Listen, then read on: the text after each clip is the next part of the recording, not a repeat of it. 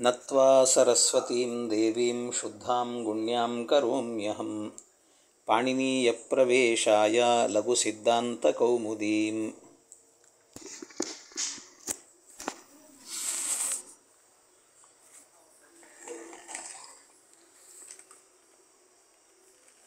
ಇದಾನೀಂ ಇತ್ಯಿತಿ ಸಂಜ್ಞಾಂ ಉಕ್ತವಂತಃ. ಇತ್ಯಿತಿ ಯದಿ ಸಂಜ್ಞಾ ಭವತಿ ಯಸ್ಯ ಇತ್ಸಂಜ್ಞಾ ಭವತಿ ತಸ್ಯ ಲೋಪಃ ಭವತಿ ಇತಿ ಕಥಯತಿ. ಇತ್ಸಂಜ್ಞಾ ಯಸ್ಯ ಭವತಿ, ಯಸ್ಯ ವರ್ಣಸ್ಯ ಇತ್ಸಂಜ್ಞಾ ಭವತಿ ತಸ್ಯ ಲೋಪಃ ಭವತಿ. एवञ्च लोपः नाम कः इति प्रश्नः भवति. अतः प्रथमतः लोपः नाम कः इति वक्ति अदर्शनं लोपः इति. अदर्शनं लोपः अस्य सूत्रस्य अयम् अभिप्रायः. अत्र अदर्शनं लोपः इति पदद्वयं वर्तते. द्विपदात्मकं सूत्रमिदम्. अर्थात् अदर्शनं नाम यस्य दर्शनं न भवति तत् अदर्शनम् इति कथ्यते. अदर्शनं परन्तु शब्दशास्त्रे दर्शनाभावः दर्शनम् इति नास्ति शब्दशास्त्रे. अतः अत्र दर्शनस्य अन्वयं वक्तुं न शक्नुमः वयम्. अतः अत्र किं कर्तव्यम्? अदर्शनं नाम शब्दविषयक श्रवणाभावः इत्यर्थः अङ्गीकरणीयः. शब्दविषयक श्रवणाभावः इत्यर्थः. तथा च दर्शनं नाम शब्दविषयक श्रवणम्. अदर्शनं नाम अर्थात् दर्शनस्य अभावः अदर्शनं. तथा च किं भवति? अदर्शनं नाम शब्दविषयक अभावः श्रवणाभावः इत्यर्थः.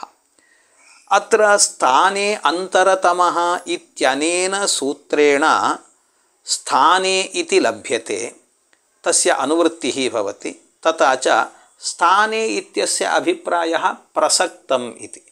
प्रसक्ते इति तस्य षष्ट्यन्ततया विपरिणामः क्रियते. तथा च प्रसक्तस्य अदर्शनं लोपसंज्ञं स्यात् इत्यभिप्रायः. अर्थात्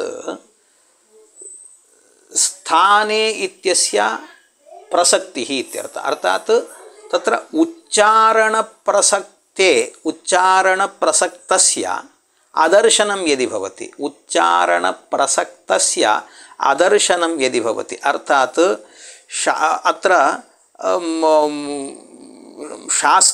शास्त्रे प्रथमतः उच्चारणं कृत्वा यस्य वर्णस्य अनन्तरं प्रसक्तिः न भवति, अर्थात् श्रवणगोचरं न भवति चेत् तस्य लोप इति संज्ञा भवति इत्यर्थः. एवम् अभिप्रायः. ಏನು ಈ ಸೂತ್ರದ ಅಭಿಪ್ರಾಯ ಅಂದರೆ, ಈಗ ಹಿಂದೆ ಏನು ಹೇಳಿದ್ರು, ಇತ್ ಅಂತ ಅಲ್ಲಲ್ಲಿ ಹೇಳ್ತಾ ಬಂದರು. ಯೇಷಾಮಂತ್ಯ ಇತಃ ಉಪದೇಶೆ ಅಂತ್ಯಂ ಹಲು ಇತ್ಸ್ಯಾತ್ ಇತ್ಯಾದಿಗಳಲ್ಲಿ ಇತ್ತಂತ ಹೇಳ್ತಾ ಬಂದರು. ಇತ್ತಂತ ಹೇಳಿದ್ದರೆ ಏನು ಪ್ರಯೋಜನ, ಏನದಕ್ಕೆ ಇತ್ಸಂಜ್ಞೆಯನ್ನು ಹೇಳಿದ್ದಕ್ಕೆ ಅಂದರೆ, ಯಾವುದಕ್ಕೆ ಇತ್ಸಂಜ್ಞೆ ಬರ್ತದೋ ಅದಕ್ಕೆ ಲೋಪ ಬರ್ತದೆ ಅಂತ ಹೇಳ್ತಾರೆ. ಅಲ್ಲ, ಲೋಪ ಅಂದರೆ ಏನು ಅಂತ ಕೇಳಿದರೆ ಅದಕ್ಕೆ ಮೊದಲು ಲೋಪ ಅಂದರೆ ಏನು ಅನ್ನೋದರ ವ್ಯಾಖ್ಯಾನವನ್ನು ಮಾಡ್ತಿದ್ದಾರೆ. ಅದಕ್ಕೆ ಸೂತ್ರ ಹೇಳ್ತಿದ್ದಾರೆ ಅದರ್ಶನಂ ಲೋಪಃ ಅಂತ. ಅದರ್ಶನಂ ಲೋಪಃ ಎರಡು ಪದಗಳಿರುವಂಥ ಸೂತ್ರ ಇದು. ಎರಡು ಪದಗಳಿರುವ ಸೂತ್ರ. ಅದರ್ಶನ ಅಂದರೆ ತೋರದೇ ಇರುವುದು ಅಂತ ಅರ್ಥ. ತೋರದೇ ಇರುವುದು ಅಂತ ಅರ್ಥ. ಶಬ್ದಶಾಸ್ತ್ರದಲ್ಲಿ ಇದು ಕೂಡೋದಿಲ್ಲ. ಶಬ್ದಶಾಸ್ತ್ರದಲ್ಲಿ ತೋರದೇ ಇರೋದಂದ್ರೆ ಅರ್ಥ ಏನು? ಶಬ್ದಶಾಸ್ತ್ರದಲ್ಲಿ ಶಬ್ದ ಕಣ್ಣಿಗೆ ಕಾಣಿಸುತ್ತಾ? ಕಣ್ಣಿಗೆ ಕಾಣಿಸೋದಿಲ್ಲ. ಹಾಗಾಗಿ ಶಬ್ದಶಾಸ್ತ್ರದಲ್ಲಿ ತೋರದೇ ಇರೋದು ಅನ್ನೋದಕ್ಕೆ ಅನ್ವಯ ಹೇಳಲಿಕ್ಕೆ ಬರಲ್ಲ. ಅದರಿಂದಾಗಿ ತೋರದೇ ಇರೋದು ಅನ್ನೋದಕ್ಕೆ ನಾವೇನು ಹೇಳಬೇಕು? ಶಬ್ದಶಾಸ್ತ್ರದಲ್ಲಿ ಶ್ರವಣ ವಿಷಯ ಆಗದೇ ಇರೋದು ಅಂತ ಅರ್ಥ ಮಾಡಬೇಕು. ಶ್ರವಣ ಅಂದರೆ ಕಿವಿ ಕೇಳಿಸೋದು, ಅಂದರೆ ಕೇಳಿಸೋದಕ್ಕೆ ವಿಷಯ ಆಗದೇ ಇರೋದು ಅಂತ ಅರ್ಥ. ಶ್ರವಣ ವಿಷಯ ಆಗದೇ ಇರೋದು ಅಂತ ಅರ್ಥ ಮಾಡಬೇಕು. ತಥಾಚ ಅದರ್ಶನಂ ಅನ್ನೋದಕ್ಕೆ ವಿಗ್ರಹ ಹೇಗೆ ಅಂದರೆ ದರ್ಶನಸ್ಯ ಅಭಾವ ಅದರ್ಶನಂ ಅಂತ. ಇಲ್ಲಿ ಸ್ಥಾನೇ ಅಂತರತಮಃ ಅನ್ನೋ ಸೂತ್ರದಿಂದಾಗಿ ಸ್ಥಾನೇ ಅನ್ನೋದನ್ನು ಅನುವೃತ್ತಿ ಮಾಡಿದ್ದೇವೆ. ಅದನ್ನು ಷಷ್ಟ್ಯಂತವಾಗಿ ವಿಪರಿಣಾಮ ಮಾಡಿಕೊಂಡಿದ್ದೇವೆ. ಒಟ್ಟು ಅಭಿಪ್ರಾಯ ಏನು ಸಿಗುತ್ತೆ ಅಂದರೆ ಸೂತ್ರದ್ದು ಪ್ರಸಕ್ತಸ್ಯ ಅದರ್ಶನಂ ಲೋಪಸಂಜ್ಞಂ ಸ್ಯಾತ್ ಅಂತ ಸೂತ್ರಾರ್ಥವಾಗುತ್ತೆ. ಅಂದರೆ ಅರ್ಥ ಏನು ಅಂದರೆ ಇಲ್ಲಿ ಶಾಸ್ತ್ರದಿಂದ ಯಾವುದಾದರೂ ಶಬ್ದಕ್ಕಾಗಲಿ ವರ್ಣಕ್ಕಾಗಲಿ ಶ್ರವಣ ಪ್ರಸಕ್ತಿ ಬಂದಾಗ ಶ್ರವಣ ಆಗದೇ ಇರುವುದಕ್ಕೆ ಲೋಪ ಅಂತ ಹೆಸರು ಅಂತ ಹೇಳ್ತಿದ್ದಾರೆ. ಅರ್ಥ ಆಯ್ತು? ಇನ್ನೊಮ್ಮೆ ಸೂತ್ರದ ಅರ್ಥ ಹೇಳ್ತೇನೆ. ಶಾಸ್ತ್ರದಿಂದ ಯಾವುದಾದರೂ ಶಬ್ದಕ್ಕಾಗಲಿ ಅಥವಾ ವರ್ಣಕ್ಕಾಗಲಿ ಶ್ರವಣ ಪ್ರಸಕ್ತಿ ಬಂದಾಗ ಶ್ರವಣವಾಗದೇ ಇರುವುದಕ್ಕೆ ಲೋಪ ಅಂತ ಹೆಸರು ಅಂತ. ಉಚ್ಚಾರಣೆ ಮಾಡದೇ ಇರೋದು ಅಂತ ಅರ್ಥ. ಒಟ್ಟು ಲೋಪ ಅಂದ್ರೇನು? ಉಚ್ಚಾರಣೆ ಮಾಡದೇ ಇರೋದು ಅಂತ ಅರ್ಥ. ಈ ಲೋಪ ಅನ್ನುವಂಥ ಸಂಜ್ಞೆ ಹೇಳಿದಿವಲ್ಲ, ಇದರ ಪ್ರಯೋಜನ ಏನು? ಲೋಪ ಸಂಜ್ಞೆಯನ್ನು ಹೇಳಿದ್ವಿ, ಇದರ ಪ್ರಯೋಜನ ಏನು ಅಂತ ಕೇಳಿದರೆ ಮುಂದೆ ಹೇಳ್ತಾ ಇದ್ದಾರೆ. ಈಗ ಇದಾನಿಂ ಲೋಪ ಇತಿ ಸಂಜ್ಞಾಂ ಉಕ್ತವಂತಹ ತಸ್ಯ ಪ್ರಯೋಜನಂ ಕಿಂ ಇತಿ ಚೇತ್ ತತ್ರ ವಕ್ತಿ ತಸ್ಯ ಲೋಪಃ ಇತಿ. ತಸ್ಯ ಲೋಪಃ ಇದಮಪಿ ದ್ವಿಪದಾತ್ಮಕಂ ಸೂತ್ರಂ ವರ್ತತೆ. ತಸ್ಯ ಲೋಪಃ ಇತಿ. ಏತತ್ ಸೂತ್ರಾತ್ ಪೂರ್ವಂ ಸರ್ವತ್ರಾಪಿ ಇತ್ ಸಂಜ್ಞಾ ವಿಧಾನಂ ಕೃತವಂತಃ. ಇತ್ ಸಂಜ್ಞಾ ವಿಧಾನಂ ತಥಾ ಚ ಇದಾನಿಂ ಪೂರ್ವಂ ಪ್ರಸಕ್ತಂ ವರ್ತತೆ ಇತ್ ಸಂಜ್ಞಾ.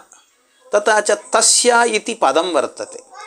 ಅತ್ರ ತಸ್ಯ ಇತಿ ಪದೇನ ಇತ್ ಸಂಜ್ಞಾ ಸ್ವೀಕ್ರಿಯತೆ. ಇತ್ತಿ ಪದಂ ತಸ್ಯ ನಾಮ ಇತಃ ಇತ್ಯಭಿಪ್ರಾಯಃ. ತಸ್ಯ ಇತಃ ಇತಿ ಕುತಃ ನಾಮ ಅಯಂ ಶಬ್ದಃ ಸರ್ವನಾಮ ಶಬ್ದಃ ವರ್ತತೆ. ಸರ್ವನಾಮಶಬ್ದಾನಾಂ ಕಶ್ಚನ ನಿಯಮಃ ವರ್ತತೆ. ಸರ್ವನಾಮ್ನಾಂ ಪೂರ್ವಪ್ರಸಕ್ತ ಪ್ರಧಾನ ಪರಾಮರ್ಶಿತ್ವಂ ಇತಿ ನಿಯಮಃ. ಅರ್ಥಾತ್ ಸರ್ವನಾಮಶಬ್ದಾಃ ಪೂರ್ವಪ್ರಸಕ್ತ ಪ್ರಧಾನಂ ಪರಾಮರ್ಶಂ ಕರೋತಿ ಇತ್ಯರ್ಥಃ. ತಥಾ ಚ ಪ್ರಧಾನಂ ವಿದ್ಯತೆ ಪೂರ್ವಪ್ರಸಕ್ತಂಚ ವಿದ್ಯತೆ ಇತ್ ಪದಂ. ಅತಃ ತಸ್ಯ ಪರಾಮರ್ಶಂ ಕರೋತಿ. ಅತಃ ತಸ್ಯ ಇತ್ಯಸ್ಯ ಅಭಿಪ್ರಾಯಃ ತಸ್ಯ ಇತಃ ಇತ್ಯಭಿಪ್ರಾಯಃ. ತಥಾ ಚ ಸೂತ್ರಾರ್ಥಃ ಏವಂ ಲಭ್ಯತೆ ತಸ್ಯ ಇತಃ ಲೋಪಃ ಸ್ಯಾತ್ ಇತಿ. ತಸ್ಯ ಇತಃ ಲೋಪಃ ಅರ್ಥಾತ್ ಯಸ್ಯ ಇತ್ಸಂಜ್ಞಾ ಭವತಿ ತಸ್ಯ ಲೋಪಃ ಭವತಿ ಇತ್ಯಭಿಪ್ರಾಯಃ ಇತಿ. ಅಂದರೆ ಇದರ ಅರ್ಥ ಏನು ಅಂದರೆ, ಈಗ ಹಿಂದೆ ಲೋಪಸಂಜ್ಞೆ ಹೇಳಿದರು, ಅದರ ಪ್ರಯೋಜನ ಏನು ಅಂತ ಕೇಳಿದರೆ ಅದರ ಪ್ರಯೋಜನವನ್ನು ಹೇಳ್ತಿದ್ದಾರೆ ತಸ್ಯ ಲೋಪಃ ಎಂಬುದಾಗಿ. ಇದು ಕೂಡ ದ್ವಿಪದಾತ್ಮಕವಾದಂಥ ಸೂತ್ರ, ಎರಡು ಪದಗಳಿರುವಂಥ ಸೂತ್ರ.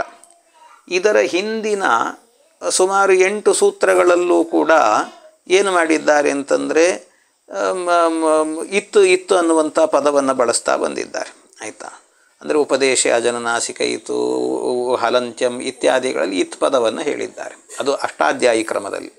ಆಯಿತಾ? ಹಾಗಾಗಿ ಇತ್ ಸಂಜ್ಞೆಯುಳ್ಳದ್ದಕ್ಕೆ ಏನೀಗ ಪ್ರಯೋಜನ ಏನು ಅಂತ ಕೇಳಿದರೆ, ಅದಕ್ಕಿಲ್ಲಿ ಇತ್ತಂತ ಪದವನ್ನು ಹೇಳಿದ್ದಾರಲ್ಲ ಹಿಂದೆ, ಅದರಿಂದ ತಸ್ಯ ಅಂತ ಇಲ್ಲಿ ಸರ್ವನಾಮ ಶಬ್ದವನ್ನು ಬಳಸಿದ್ದರಿಂದಾಗಿ ಸರ್ವನಾಮ ಶಬ್ದಗಳು ಯಾವತ್ತೂ ಕೂಡ ಹಿಂದೆ ಬಂದಿರೋದನ್ನು ಅದು ಏನು ಮಾಡುತ್ತೆ, ಅನ್ವಯವನ್ನು ಅಂದರೆ ಅದನ್ನು ಪರಾಮರ್ಶೆ ಮಾಡುತ್ತೆ, ಅದನ್ನು ಇಟ್ಟುಕೊಳ್ಳಬೇಕು ಅಂತ.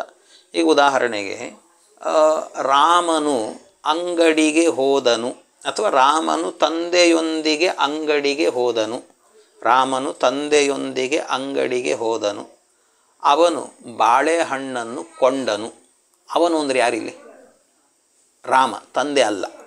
ಯಾಕೆಂದರೆ ಪ್ರಧಾನ ಅವನಾದ್ದರಿಂದ ಅವನು ಅನ್ನುವಂಥದ್ದು ಸರ್ವನಾಮ ಶಬ್ದ. ಅದು ಆ ಅವನು ಅನ್ನುವಂಥದ್ದು ಏನು ಮಾಡುತ್ತೆ, ಪ್ರಧಾನವಾದಂತಹ ರಾಮನನ್ನು ಇಟ್ಟುಕೊಳ್ಳುತ್ತದೆ. ಹಾಗೆ ಇಲ್ಲೂ ಕೂಡ ಪ್ರಧಾನವಾಗಿರುವಂಥದ್ದು ಇತ್ತಾದ್ದರಿಂದ ಅದನ್ನು ಇಟ್ಟುಕೊಳ್ಳಬೇಕು. ತಥಾಚ ಒಟ್ಟು ಸೂತ್ರಾರ್ಥ ಏನು ಸಿಗುತ್ತೆ ಅಂತ ಹೇಳಿದರೆ, ಇದಕ್ಕೆ ತಸ್ಯ ಇತಃ ಲೋಪಃ ಸ್ಯಾತ್ ಅಂತ ಸೂತ್ರಾರ್ಥ ಬರ್ತದೆ.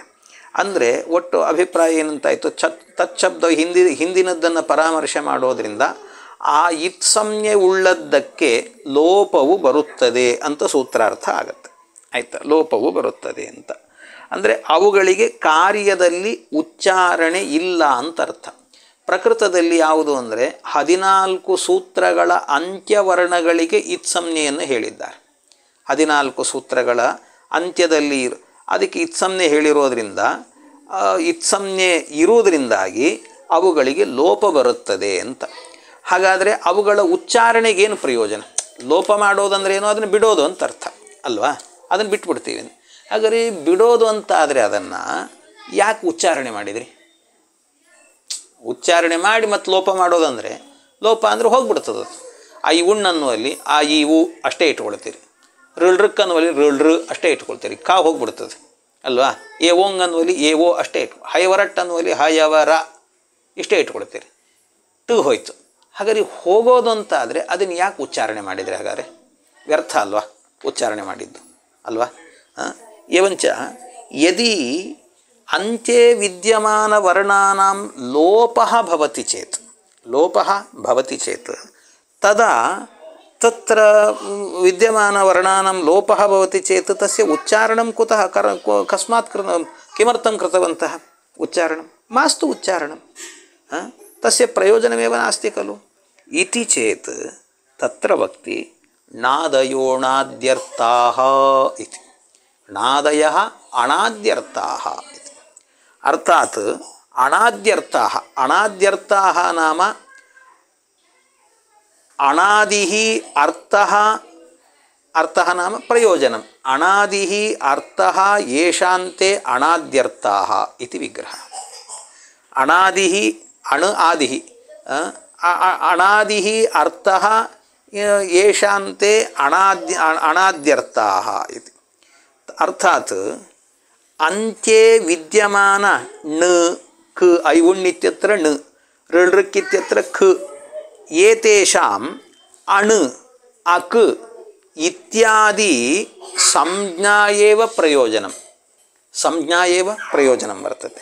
ತಾದೃಶ ಸಂಜ್ಞಾಯಾಃ ಪ್ರಯೋಜನ ತಾದೃಶ ಸಂಜ್ಞಾ ಪ್ರಯೋಜನಸ್ಯ ಸತ್ವಾತ್ ತೇಷಾಂ ಉಚ್ಚಾರಣಂ ಸಾರ್ಥಕಂ, ಉಚ್ಚಾರಣಂ ವ್ಯರ್ಥಂ ನ, ಉಚ್ಚಾರಣಂ ಸಾರ್ಥಕಂ ವರ್ತತೆ. ಅತಃ ತಸ್ಯ ಉಚ್ಚಾರಣಂ ಆವ ಬಹು ತತ್ ತಾದೃಶ ಅಣು ಇಕ್ ಅಕ್ ಇತ್ಯಾದಿ ಸಂಜ್ಞಾ ಕಥಂ ಸಿದ್ಧ್ಯತಿ ಇತಿ ಚೇತ್ ತತ್ರ ಉತ್ತರಸೂತ್ರಂ ವಕ್ತಿ ಅಗ್ರಿಮಸೂತ್ರಂ ವಕ್ತಿ ಆದಿರಂತ್ಯೇನ ಸಹಿತ ಇತಿ. ತದನಂತರ ವಕ್ಷ್ಯಾಮಃ. ಅಂದರೆ ಒಟ್ಟು ಅಭಿಪ್ರಾಯ ಏನು ಅಂದರೆ, ಈಗ ಐವುಣ್ ಋಳ್ಋಕ್ ಅನ್ನುವ ಅಕ್ಷರಗಳಲ್ಲಿ ಕೊನೆಯ ಅಕ್ಷರ ಎನ್ನುವುದು ಇತ್ಸಂಜ್ಞೆಯನ್ನು ಹೊಂದುತ್ತೆ ಅಂತ ಹೇಳಿದರೆ, ಕೊನೆಯಲ್ಲಿರುವುದು ಇತ್ತಾಗತ್ತೆ. ಕೊನೆಯಲ್ಲಿ ಇರುವಂಥದ್ದು ಇತ್ತಾಗತ್ತೆ ಅಂತ ಹೇಳಿದ್ರಿಂದ ಇತ್ತಿಗೆ ಪ್ರಯೋಜನ ಏನು? ಲೋಪ. ಲೋಪ ಆಯಿತು ಅಂದರೆ ಹಾಗಾದರೆ ಹೋಯಿತು ಅಂತ ಅರ್ಥ. ಅದು ಹಾಗಾದರೆ ಹೋಗೋದು ಅಂತ ಆದರೆ ಅದನ್ನು ಇಟ್ಟುಕೊಳ್ಳೋದಿಲ್ಲ ಅಂತ ಆದರೆ ನೀವು ಉಚ್ಚಾರಣೆ ಮಾಡಿದ್ಯಾಕೆ? ವ್ಯರ್ಥ ಅಲ್ವಾ? ಐವುಣ್ ಅನ್ನುವಲ್ಲಿ ಹಾಗಾದರೆ ಆ ಇವು ಅಷ್ಟನ್ನೇ ತೊಗೊಳ್ತೀರಿ, ಋಳ್ರಕ್ ಅನ್ನುವಲ್ಲಿ ಋಳ್ರು ಅಷ್ಟೇ ತೊಗೋತೀರಿ. ಹಾಗಾದರೆ ನೀವು ಆ ಕೊನೆಯಲ್ಲ ಇರುವ ಅಕ್ಷರವನ್ನು ಉಚ್ಚಾರಣೆ ಮಾಡಿದ್ದು ವ್ಯರ್ಥ ಅಲ್ವಾ? ಸೂತ್ರದಲ್ಲಿ ಹೇಳುವಾಗ ನಾವು ಹೇಗೆ ಹೇಳ್ತೀವಿ? ಐವುಣ್ ಋಳ್ರಕ್ ಏವಂಗ್ ಅಂತ ಹೇಳಿದ್ದೀವಿ, ಅದೆಲ್ಲ ವ್ಯರ್ಥ ಆಯ್ತಲ್ವ? ಹಾಗಾದರೆ ಅಂತ ಕೇಳಿದರೆ ಅದಕ್ಕೆ ಹೇಳ್ತಾರೆ ನಾದಯೋ ಅಣಾದ್ಯರ್ಥಾಃ ಅಂತ. ನಾದಯ ಅಣಾದಿ ಅರ್ಥ ಅಂದರೆ ಪ್ರಯೋಜನ, ಯೇಷಾಂತ್ಯ ಅಣಾದ್ಯರ್ಥಾಃ ಅಂತ ವಿಗ್ರಹವಾಕ್ಯ. ಅಂದರೆ ಕೊನೆಯಲ್ಲಿ ಇರುವ, ಅಂದರೆ ಐವುಣ್ ಅನ್ನುವಲ್ಲಿ ನಕಾರ, ಋಳ್ರಕ್ ಅನ್ನುವಲ್ಲಿ ಕಕಾರ, ಇವುಗಳಿಗೆ ಅಣು ಅಕ್ ಮೊದಲಾದಂಥ ಸಂಜ್ಞೆಯೇ ಪ್ರಯೋಜನ. ಈ ಸಂಜ್ಞೆಯನ್ನು ಉಂಟು ಮಾಡುವುದೇ ಪ್ರಯೋಜನ ಆಗಿರುತ್ತದೆ.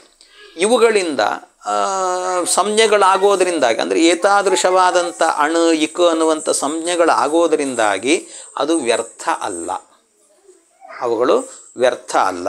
ಆ ಸಂಜ್ಞೆಗಳನ್ನು ಮಾಡುವ ರೀತಿ ಹೇಗೆ? ಆ ಸಂಜ್ಞೆಗಳನ್ನು ಇದು ಹೇಳಿದ್ದು ಕೂಡ ಯಾರು? ನಾದಯ ಅಣಾದ್ಯರ್ಥಾಃ ಅಂತ ಹೇಳಿದ್ದು ಯಾರಿದು? ವರದರಾಜಾಚಾರ್ಯ. ಅವರು ಹೇಳಿದ್ದು ನಮಗೆ ಪ್ರಮಾಣ ಅಲ್ಲ ಅಂತ ಹೇಳಿದರೆ ಅದಕ್ಕೆ ಮಹರ್ಷಿ ಪಾಣಿನಿಗಳೇ ಇದನ್ನು ಹೇಳಿದ್ದಾರೆ ಅಂತ ತೋರಿಸ್ತಿದ್ದಾರೆ. ಆದಿರಂತ್ಯೇನ ಸಹೇತ ಅಂತ ಮುಂದಿನ ಸೂತ್ರ. ಸರಿನಾ? ಈ ಸೂತ್ರವನ್ನು ನಾಳೆ ವ್ಯಾಖ್ಯಾನ ಮಾಡೋಣಂತೆ. ಇಷ್ಟು ಸಾಕು. ನೀವು ಸರಿಯಾಗಿ ನೋಡ್ಕೊಂಬರ್ಬೇಕು ಮತ್ತೆ.